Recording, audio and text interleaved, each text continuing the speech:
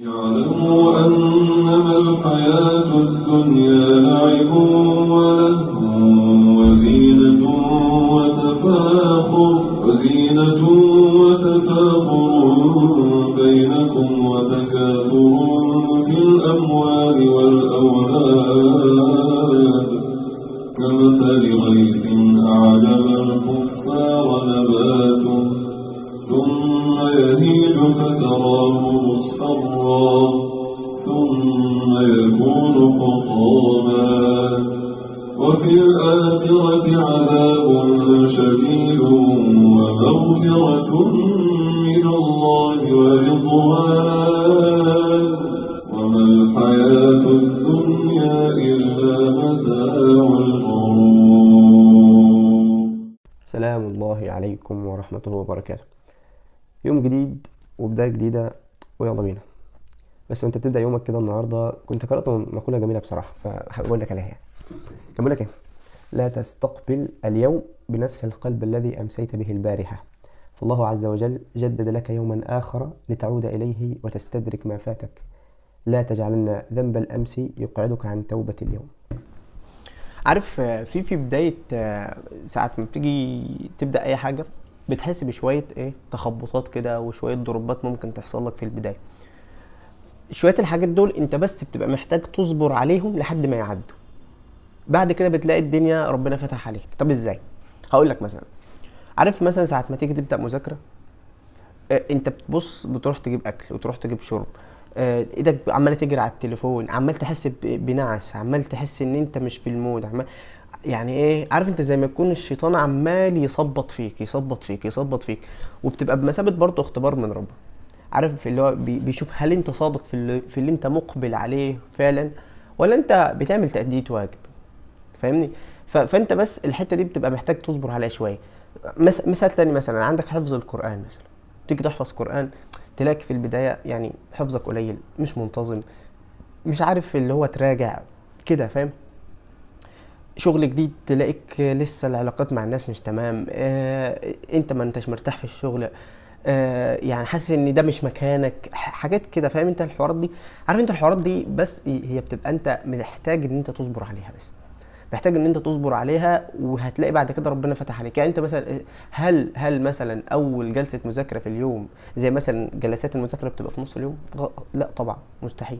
انت في اول اليوم كده حتى، يعني انا نفسي عن نفسي بصراحة ممكن ابقى نايم كويس واقوم اقعد ابدا بقى عشان ابدا مذاكره وكده، مع ان بيبقى في شويه حاجات تانية قبل المذاكره، يعني في حفظ وفيه قراءه وفيه حاجات كده، فبرضه بتيجي الحاجات دي ممكن تبقى تمام خالص. حتى واحيانا ممكن ابقى شارب قهوه، ولكن برضه اجي في بدايه مثلا مذاكره احس مثلا ان هي تقيله على قلبي كده شويه، فاهم؟ ولكن لو عديت الربع ساعه الاولانيه او النص ساعه الاولانيه او الساعه الاولانيه في المذاكره وقاومتها بتلاقي ان انت ان شاء الله ظبطت معاك بعد كده. طيب هل ازاي اقدر اتغلب بقى على الحاجات اللي انا بتعطلني في البدايات ديت؟ اعتقد ان الامر كله في مجاهدة النفس. اعتقد ان الامر كله يعني يكمن في ان انت بتجاهد نفسك، بس بتجاهد نفسك في بداية اي حاجة. دايما بص، يعني البدايات دايما هي اصعب حاجة. البدايات هي اصعب حاجة. خطوات النجاح كان في قبل كده كان في صورة شفتها في يعني بتمثل كده سلم النجاح. واحد واقف وقدامه سلم، وطبعا في اخر السلم كده اللي هو كلمه سكسس بقى كده، واحد رافع كاس كده زي كاس افريقيا كده ولا حاجه، فاهم؟ وبس عندك الخطوات بقى بتاع السلم ديت، اول خطوه هي اكبر خطوه، اول خطوه هي اكبر خطوه، لكن الخطوات اللي بعد كده كلها خطوات صغيره. بس انت بس قاوم البدايات وجاهد نفسك في البدايات، هتلاقي ربنا فتح عليك في المذاكرة وفي الشغل وفي حفظ القرآن وفي طلب العلم وفي كل حاجة إن شاء الله. بس هي دايما محتاجة مجاهدة، بس هي محتاجة مجاهدة وطول نفس في الأول. يعني أنت جاهد نفسك، والذين جاهدوا فينا لنهدينهم سبلنا، والذين جاهدوا فينا لنهدينهم سبلنا. فأخوك عنده حوالي بتاع 3-4 محاضرات عاوزين يتذاكروا النهاردة، ومشوار كده عاوز ينقضي، فالله المستعان، الله المستعان على اللي جاي. فيلا بينا. ايه اللي عايز اقوله كطلبه؟ نقط توبكس بسرعه عشان خاطر يفتكروا كلامي كلمه كلمه. اول واحده، لازم نذاكر. انت تعمل زي بابا. لازم نذاكر. ليه لازم نذاكر؟ لان الكلمه دي هقول لك وانت في الامتياز، لما اقابلك امتياز ان شاء الله هقول لك، لو كنت عايش هقول لك كده، لو ما ذاكرتش يا حبيب جدو هتاكل حرام. هتاكل حرام، هتعالج الناس من غير معلومات. ترضاها انت تروح لدكتور دلوقتي او تبعت باباك لدكتور، باباك عنده هايبر تنشن ومعلومات الراجل ده من 10 سنين فاتت ولا من 15 سنه واتغيرت الدنيا ولسه بيكتب نفس روجيتا. مجرم. مجرم. فلو انت النهارده شغلتك الوحيده حاجتين، تذاكر وتعبد ربنا، في حاجه ثانيه فما بتذاكرش، يبقى انت بتهبب ايه؟ امال لما انت تتخرج وراك بقى مليون حاجه.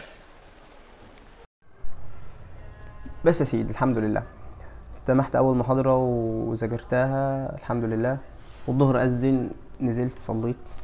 بس طبعا بقى مش هنفضل على لحم بطننا طول اليوم يعني، فايه اخد فاصل كده، اعمل اي اكل اكله فاهم؟ بس واكمل ان شاء الله تاني يعني. بس كنت حابب ادردش بقى معاك كده بسرعه كده، ايه هي الحاجات بقى بجانب مجاهده النفس اللي تساعدك ان انت تفوق في الفتره اللي انت بتبقى فعلا حاسس فيها بخمول جامد دي. اول حاجه طبعا وانت بتجاهد نفسك لازم لازم لازم وحتما ولا بد ان انت تبقى مستعين بالله عز وجل. الاستعانه بالله عز وجل ليها بالغ الاثر في كل شيء طبعا، في كل خطوه في حياتك يعني. انت يعني مش هينفع نمشي خطوه غير وانت بتستعين بالله عز وجل، وتبقى يعني مش اللي هو يا رب انا توكلت على، لا، من جواك. ويمكن الشعور ده يعني مش بيجي مره واحده، بيجي مع الوقت. فبس انت حاول تبنيه في نفسك. تمام؟ دي نقطه. النقطه الثانيه اللي هو تكثر من قول لا حول ولا قوه الا بالله. يعني انا يا رب والله لا هعرف اقعد على كتاب من غير ما انت تعيني، والله انا يا رب ما هعرف انزل اصلي غير لما انت تعيني، والله انا يا رب ما هعرف احفظ ايه غير لما انت تعيني. فانت بقولك لا حول ولا قوه الا بالله انت بتتجرد من كل اشكال الاعتماد على النفس. النبي صلى الله عليه وسلم كان بيقول ايه؟ ولا تكلني الى نفسي طرفه عين، يعني ما تسيبنيش لنفسي ولو لحظه، ولو ثانيه، ولو فهمت ثانيه فهتهلك. يعني أنا ربنا عز وجل يعني لو ساب الانسان لنفسه هيهلك، فاهمني؟ بس فدي النقطه الثانيه، الاكثار من قول لا حول ولا قوه الا بالله. وتركيزي بشكل اكبر على المذاكره، لان غالبا ال100 نفر معانا اللي على القناه، وان شاء الله فيما بعد يبقوا 100,000 كده وان شاء الله ومليون كده، والعيله بتاعتنا تكبر كده باذن الله. فما تبخلش بقى بالسبسكرايب كده بتاعك كده يعني، خد ودي بشكل ودي. المهم يا سيدي، بعد كده تلاقي تقوم مثلا وانت بتذاكر يحصل الحوار ده، فانت توكلت على الله وعمال تكثر من قول لا حول ولا قوه الا بالله، ولكن برضه لازلت لسه ما انتش فايق، يعني لازلت لسه في خمول عندك. طب تعمل ايه؟ يا عم قوم خد لك دش ميه ساقع، فوق بنفسك. قوم اعمل لك شويه رياضه كده 5 دقائق 10 دقائق ربع ساعه جري في المكان، شويه ضغط، اي حاجه فوق نفسك، جري الدوره الدمويه بتاعتك، نشط الدوره الدمويه عندك شويه. تمام؟ تلاقيك فقت كده وخلاص، فتتوكل على الله وتبدا مذاكره. فاهمني كده؟ مثلا يعني في ايه تاني ممكن يفوق؟ عندك قلنا الرياضه، وقلنا الاستعانه بالله، وقلنا لا حول ولا قوه الا بالله، الحوقله يعني. بس حفز نفسك، فوق نفسك كده يعني، حط ليك دوافع اصلا للمذاكره. انا ليه بذاكر اصلا؟ يعني حط ليك دوافع. انا مثلا انا عاوز المره دي مثلا الترم ده انوي بس كده ولو نيه ان انا ادخل، احاول ان انا مثلا اطلع من ال20 الاوائل على الدفعه. لو انت في جامعه مثلا، او لو انت في مدرسه، خليك في ال5 الاوائل ال10 الاوائل كده.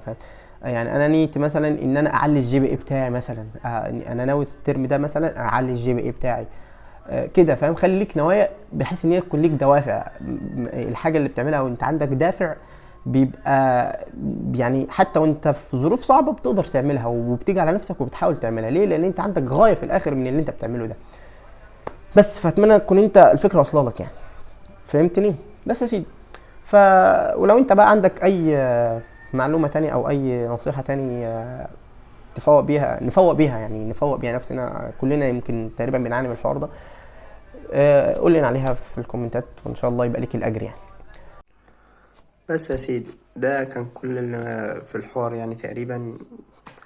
بس فاتمنى الفكره تكون وصلت، وان شاء الله اشوفك في فلوجات تانية جايه ان كان في العمر بقيه. والسلام عليكم ورحمه الله وبركاته. سلام.